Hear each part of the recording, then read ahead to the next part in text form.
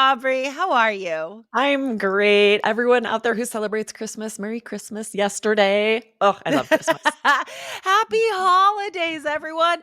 Whether or not you actually celebrate Christmas, this is a time of holidays. Absolutely. We're nearing the end of the year. We're very excited for your 2024 IELTS goals. So we decided to bring you a speaking sample answer episode today because we haven't done one of these in a while. Yes, and we're going to give you Band 9 sample part 3 answers. Well, that's my assumption. We'll see, right? You're going to give me feedback. Let me know. We're going to attempt to give Band 9 answers. And yeah, and then we want to give you guys a chance to practice these yourselves as well. Yeah, totally. And guys, for more speaking advice, scroll up on our feed and find IELTS Energy 1333 Why Slowing Down Gets Higher Speaking Scores. Because there's a lot of great advice, especially, if English is your second language, or third or fourth, how slowing down helps your fluency score and all your scores, actually. All right. So, like Aubrey said, we are going to ask each other questions and give each other feedback today. So, listen in for some great score advice and vocabulary. That's All a right. really So, good reminder for me to slow down a little bit because I often speak very quickly and then it's all of the reasons in that episode, right? It's more difficult to use interesting vocabulary and interesting intonation. So I'm going to take that yeah. advice myself here. Me too. And in speaking part three, it's more natural to slow down because these are abstract questions that you have to think about. So speaking a bit more slowly is totally natural in speaking part three, guys. All right, let's get into this. So, Aubrey, I'm going to ask you first. Okay. Okay. Yes. All right. Do most people have a computer at home in your country? Absolutely. Many people are working from home now, so of course you have to have a computer for that, but also children. With the epidemic, with the pandemic, we had school at home, and a lot of kids had to get a computer so that they could do their schooling online. So now it seems like in the average American household, there's a computer for each person. For us, they are always breaking, they're running out of batteries, they're like cheap Chromebooks, and so they actually become more of a pain than anything, but you gotta have them. 'em, they're a necessary evil. Awesome. I love it. All right. So, some things that you guys should take notes on. I'm just taking my notes now. So, the intonation, right? You can't exhibit that without slowing down. So, even from the get go, from the beginning, you heard Aubrey go, absolutely. And it's like, absolutely. You can see me act out the intonation if you're watching this on our YouTube channel, IELTS Energy TV. And we heard Aubrey self correct there, which is completely natural, guys, because it kind of shows that you know two words instead of one, right? So Aubrey said epidemic, I mean pandemic. So we know that she knows both of those words because she realized epidemic was wrong. And so she corrected herself. Correct yourself if you make mistakes, guys, because it shows that you know the correct way to do it. It does not decrease your score. Totally natural.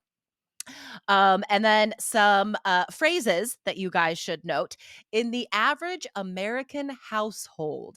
So that's just saying, like, in most houses, right? Most families, most people. And then the way you ended your answer with an idiom, it's a necessary evil. It means that there's a lot of disadvantages to this thing, but we need it anyway. And there are a lot of things you could describe as a necessary evil. What if you don't like your job? You could say it's a necessary evil right now because I have to save money for my future life in Canada or something. So there's a lot of ways that you can use that phrase. All right, let's go to the next question. Do you think all the information on the internet is true? Frankly, I know that a lot of what you read on the internet is not true. Because when I am prepping episodes, especially about English grammar, there's so much information, so much that you'll read in a forum. That's just opinion, but it's stated as fact. And that can be confusing. You're not sure what to believe. And I feel like, in general, if you Google something, that's going to be true. You can check the sources, you can check your resources. But when you're looking at a forum, odds are it's not true. It's someone's opinion. Awesome, awesome. Agreed 100%. All right. So, again, intonation and stress. This would be a great episode to listen to a couple times and mimic our answers so you can practice that natural English rhythm, the ups and downs, the word stress. Frankly, I know that a lot. Like, I was so good. And then a great idiomatic phrase there, odds are. So that's like saying probably, right?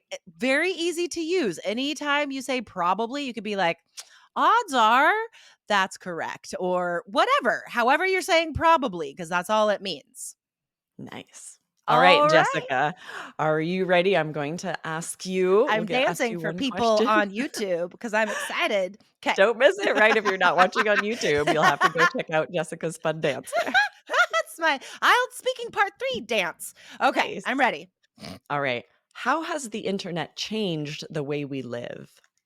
Oh my gosh. Well, the better question would be, how has it not changed the way we live?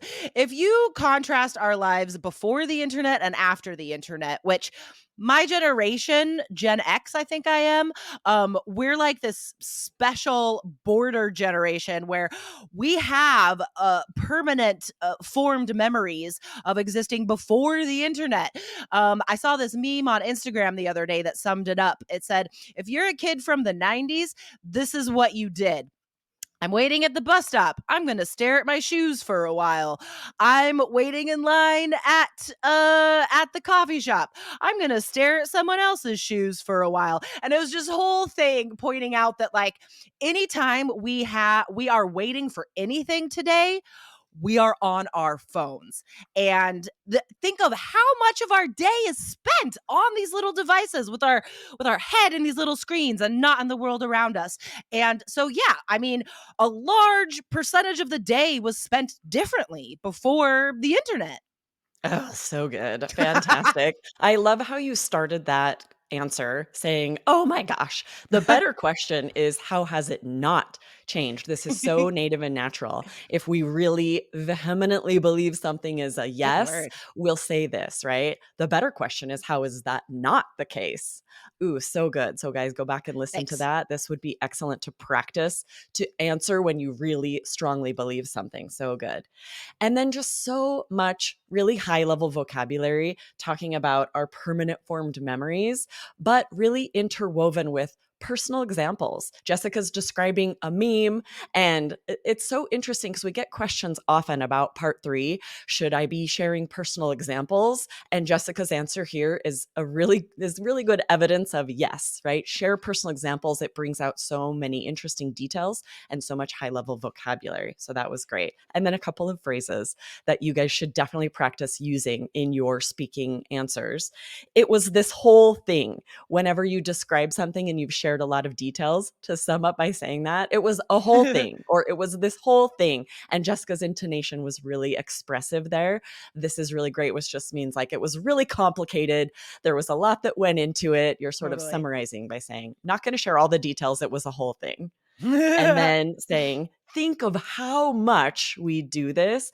I love this to add to any answer whenever you're sharing that something happens a lot with that very expressive intonation, to say, think of how much we do that. So good. Thank you. All Awesome. right, Okay, one more, one more. last question. Do you think the internet is safe for children to use unsupervised? Oh, no. Definitely definitely not. It is a very, terrifying thing for a parent to have your kid just have a phone or a computer or an iPad and have free access to the internet. I mean, I'm just gonna say it, like, let's say the X-rated content on there. It could permanently damage kids' minds. There's so much stuff on there, and so much hateful material and content. I mean, yeah, it is this free, unsupervised place that anyone can post on anonymously, and that means that your child can see into the gross minds of a lot of hateful, terrible people out there. Um, so you can tell by how I'm responding that yes, I am filled with trepidation of my son having unfettered access to the internet. So luckily, there are a number of apps and ways we can supervise children's internet use. So I hope all parents are using those.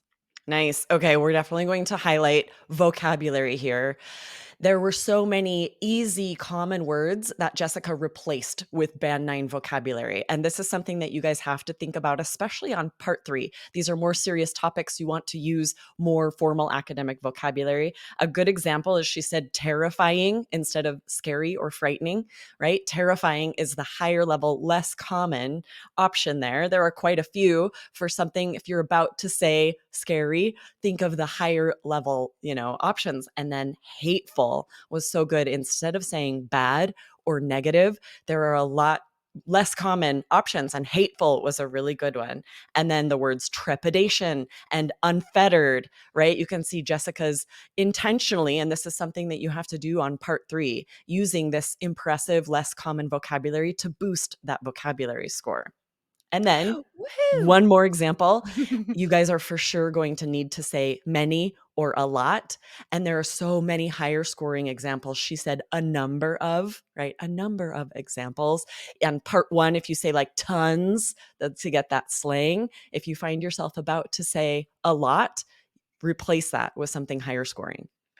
And here's a little sneak peek, guys. In our Friday episode, we are going to talk about number words like that. So stay tuned for our Friday episode, guys. So, again, listen to this episode today a couple times and try to mimic the way that we are talking because it is more expressive. We're trying to get that high score, and that's what you guys have to do. You can't just talk like you normally do. You can tell that we change the way we talk when we're doing sample answers. So do listen a couple times, guys. And yeah, that's it for today. I think those were amazing sample answers. And Aubrey, good job. Awesome. You too. Thanks. We'll see you next time. Bye. Bye.